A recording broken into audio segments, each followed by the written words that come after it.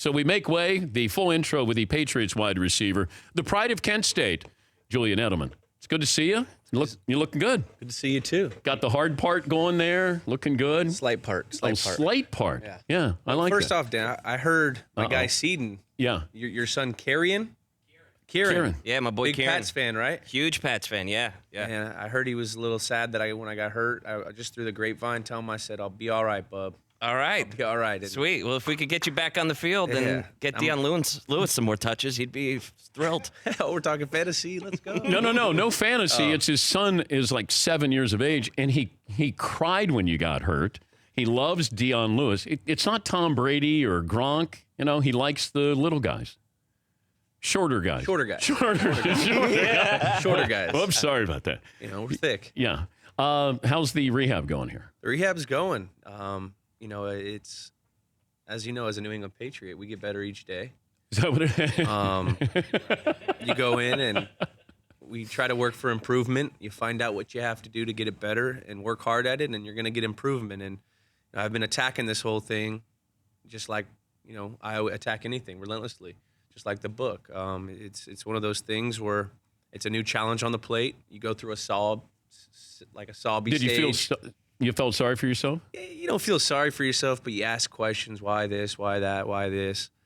And then you finally get into the mode where you get in the progression phase where you start doing exercises and you start doing things and you start seeing that you could put your socks on and little things, and those are like little wins, and you're competing against yourself every day. So what do people say to you outside of New England? Like walking down the streets of New York? I just heard some guy say G-Man.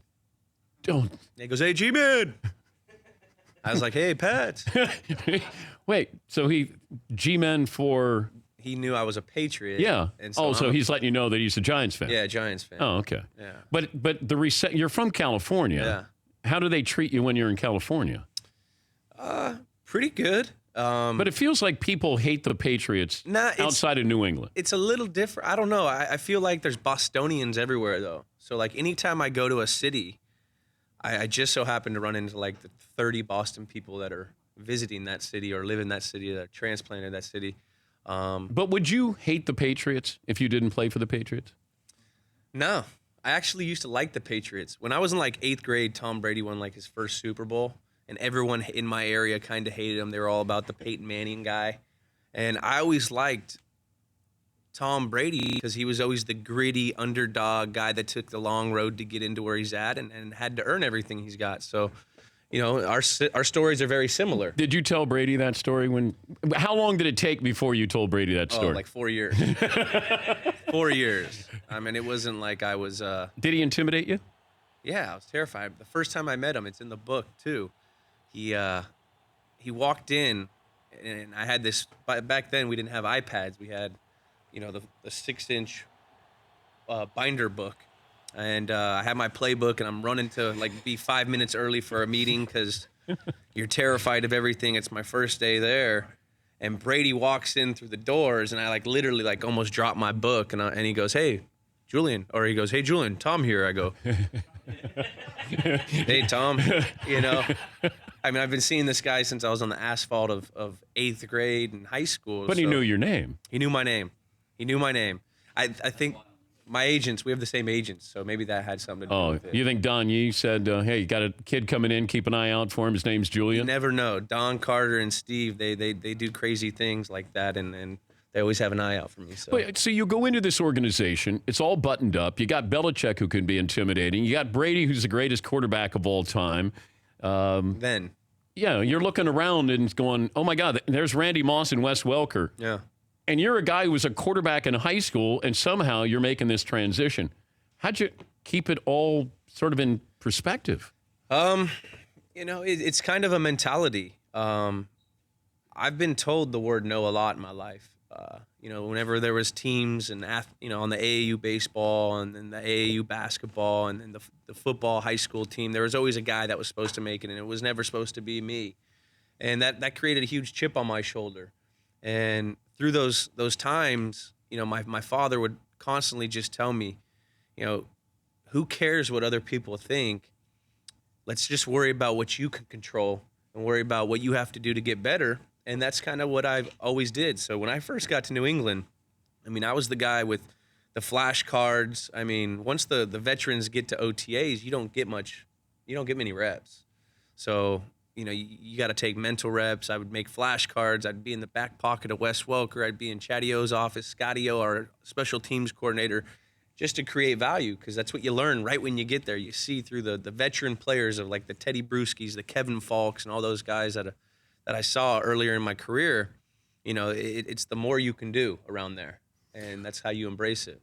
Do you think had you gone to another team? Yeah. How do you think your career would have played out? I don't know. Because it feels like you go in there, you're going into a standard that's already set. Mm-hmm. And a lot of these teams, organizations, don't have those high standards.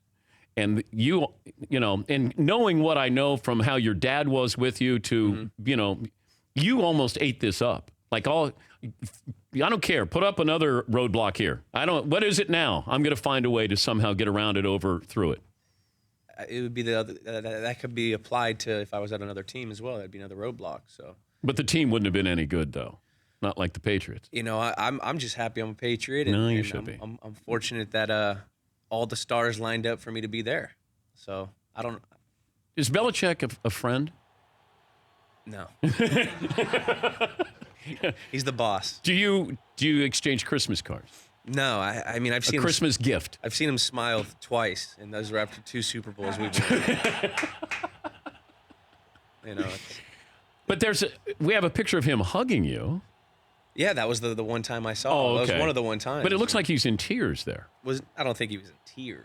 Yeah, I think he looks emotional. Have you ever seen him cry? No. Oh, okay. You ever seen Brady cry?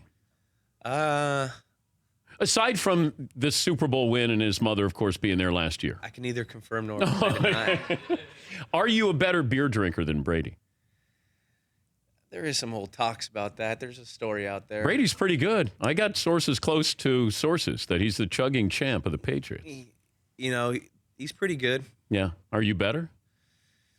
I'm pretty good, too. You guys are so competitive. I'm pretty good. You guys are so competitive. Cannon is actually really good, too. Oh, yeah? I think he could take us both, but I'm pretty sure. Brady's not drinking beer now, though. He's drinking like kale shakes. Like he could down a kale shake. He drinks like ginger beer and stuff, like that. Yeah, that's it's no like fun. Healthy. That's no fun. Yeah. That's no fun. The book, and I would tell people, just if you're a parent or you're having kids and you're in getting them into football or any sports, the lessons you got from your dad. There's 2 ways to look at it. Because as I'm looking at some of the quotes in there, Dad's pretty intimidating. Yeah. And you could either look at it as, thank God you had him, or, man, he was really tough on you. It goes back to when you're a kid, you look at your parents and you say, why am I doing this? They're so hard, this, that. But the older you get, and once, I have a child now, it's one of those things where you look back on all those tough times and those things, and you say, man, he was just trying to make me better. It's tough love. And my dad's kind of an old school type of guy. He was really tough on me, but he cut me down, but he'd always bring me back up. He'd always love me up. And if he got a little too hard on me, he'd come in the room later that night or something and say, bud, I'm just trying to make you better. I love you to death. I don't want you to live the life I lived. And that's the thing that amazes me the most is my dad didn't have a father, and he's like the most disciplined, deadly do-right, Saturday, do his book work, go get a burrito, do his business work after that. Like, the guy is such a routine-oriented guy, and he didn't have supervision like I did. Like, I don't understand how it happened, so my respect level as I get older even gets higher for him just because he's a self-made man. I'm not necessarily a self-made man because I had my dad's direction and mentorship to help me get to where I'm at. No, it's pretty cool though. Just to see that everybody with their dad and the role that your parents play in your life. Yeah, or whatever, it's your mentor or whoever it is. I mean, I'm sure he had, some mentors, but it makes your respect level for that guy who came up without a father, who got to where he's at, or it makes you fall in love with people's stories, and that's what I liked about it. All right, I got some tough questions for you. Can you stick around? Yeah, I can stick around. All right, the book is Relentless. You don't have anything else going on, do you? You got other appearances here? I got a couple other. All right. Well, hang around for a little while. Hang around. All right. I got some really tough questions for you. He's Julian Edelman. The book is called Relentless. It's available now. Is this going to be a New York Times bestseller? I think we're already on that list. Oh, nice. Look 6 at you. right now, I think. Look at you. We're at number 6. Are you higher than Brady's health book? I think he's got us by a couple right now. He's got us by a couple. Wow. But, in the 2 Super Bowls that I've won, like I said, there's always been one motto. You just got to believe. Will Gronk be able to read this book, Julia?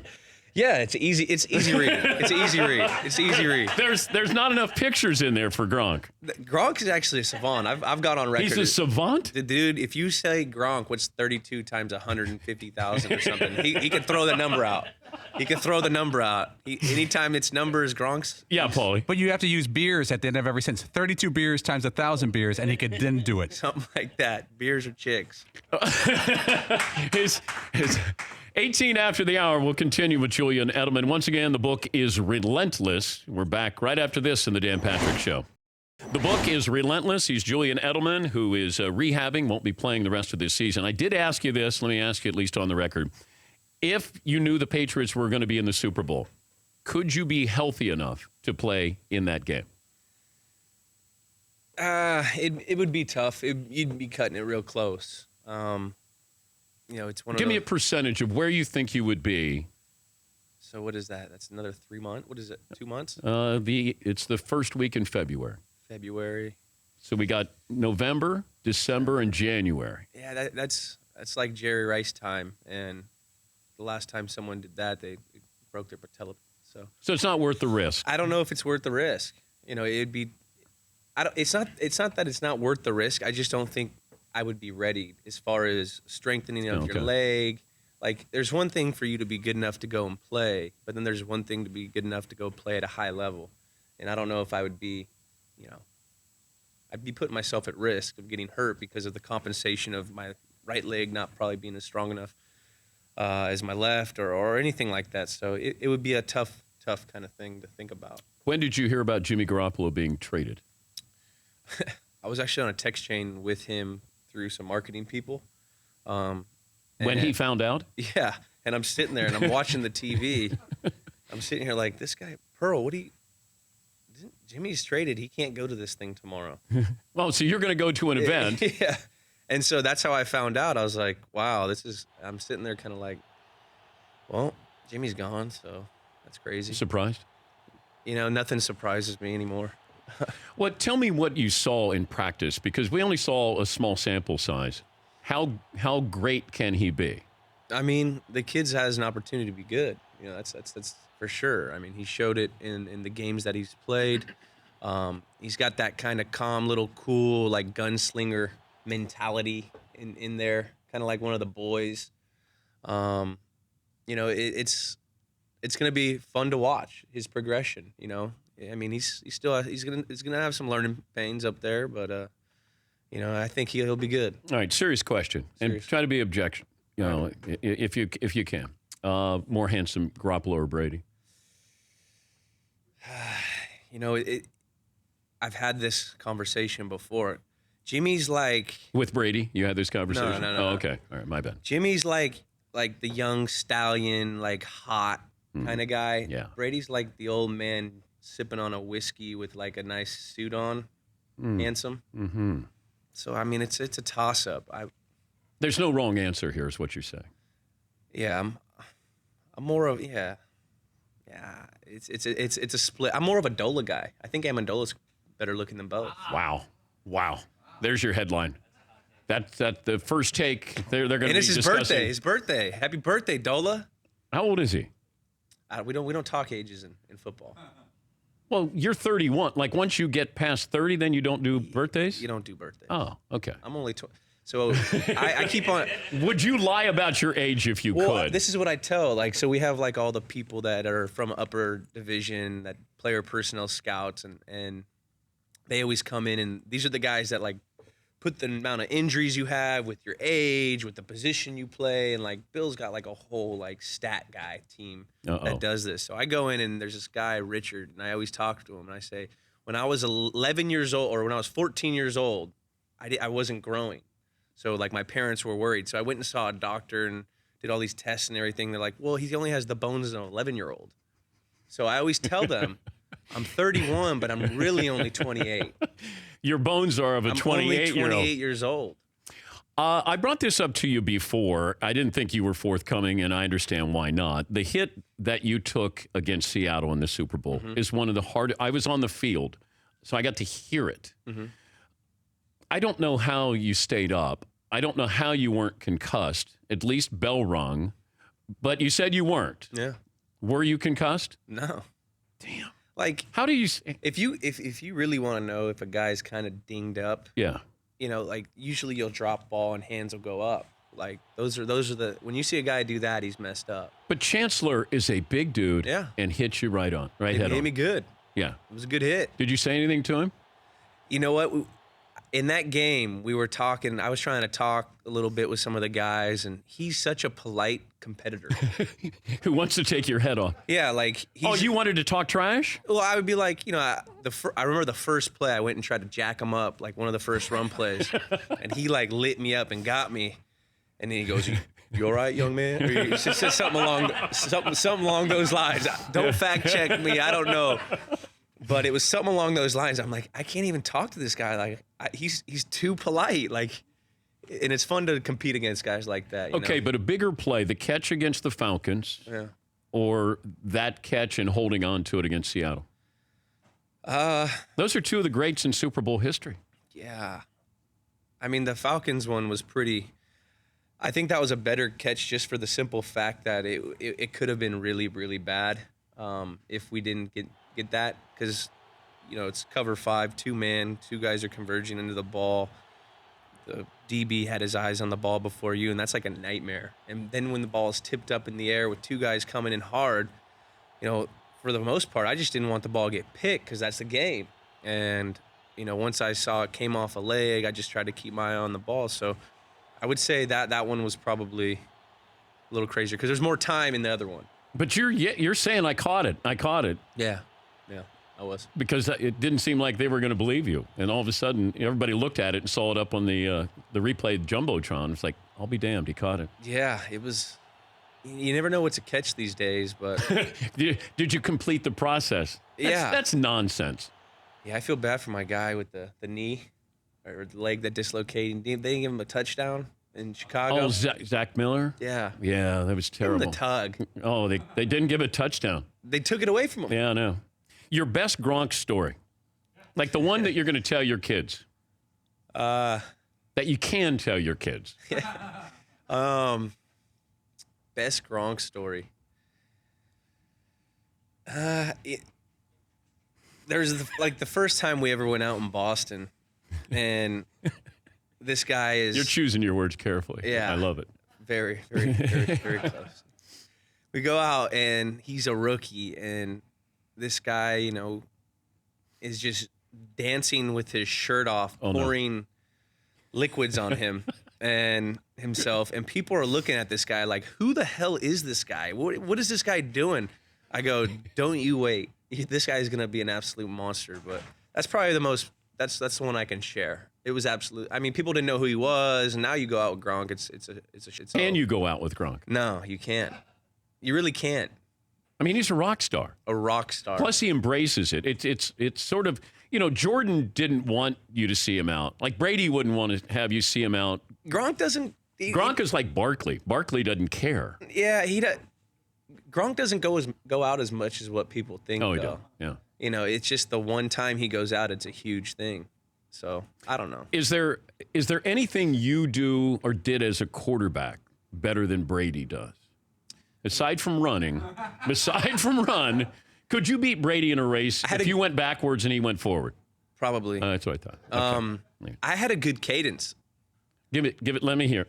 I had it like white 20, wide, check. Alpha, go.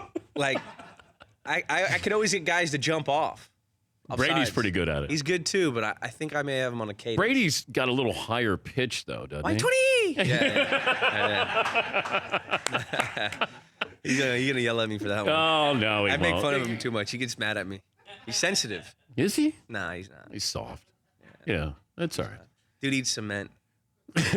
I tear my ACL, so I tear my ACL, right? And the first thing he says to me like a week after, he goes, take a tablespoon of cement, Bubs. We'll see you in a couple months. I'm like, all right, buddy. The book is relentless, and what stood out is how honest you are with your relationship with your father. I would tell people just to pick up the book for that, because it was very revealing, enlightening, and I appreciated you letting us in sort of what it's like to be an underdog, because people don't look at you as an underdog anymore. Yeah. Not anymore. Not anymore. 31 with the bones of a 28-year-old, they don't look at you as an underdog. And an unbelievable mustache. Well, it's a beard. Well, you know, there's more flavor here. Is that what it is? More flavor. Yeah. How are you as a father? Are you, how's the Lily's baby? doing great. How's the baby? You change diapers? I change diapers. Look at you. Front to back with the females. I like that. Front to back. You know, that's one thing. You're learning. You're she's learning. good. You know, we just did the pumpkin patch, the aquarium. We're going to have Thanksgiving in the Bay Area with the folks. That'll be awesome. It's fun. The older they get, it gets better and better each time, because you start to see more of your family in them. And don't miss out on these things now. I know. It'll break your heart. It's tough. Trust yeah, me, because I I missed out a lot with my 4 kids because I work second shift. You never get it back. Yeah. And it may seem like she's not going to remember. She'll remember. Yeah. And you'll remember, and that's the key. Yeah. Congrats on the book. It's great to see you. You were great. A lot of fun. Thanks, Dan. We appreciate that. By the way, I like when Julian comes in, he goes, hey, I'll admit it. I watch the show occasionally. Like he wasn't allowed to admit it because he's a member of the Patriots. Yeah, you know. Yeah, no, We're I'll admit not it. in the media. We're not in the media. Oh, God. Just watch the show every once in a All while. right, See here we you go. shoot. Yeah, my jumper's pretty good. It's pretty wet. Yeah, thank you. Splash. Rich Eisen's going to join us coming up. The book, again, is Relentless. It's not as good as Tom Brady's book, apparently, at least not yet, but it's getting there. Yeah, it's definitely. No, it's getting there. It's getting there. No, he hears He's you been coming. out for a while. He's been out for a while. Brady hears you coming. He smells it. Oh, yeah. All right, He smells it. For more Dan Patrick Show, tune to Audience Channel 239 on DirecTV or download the Dan Patrick Show app.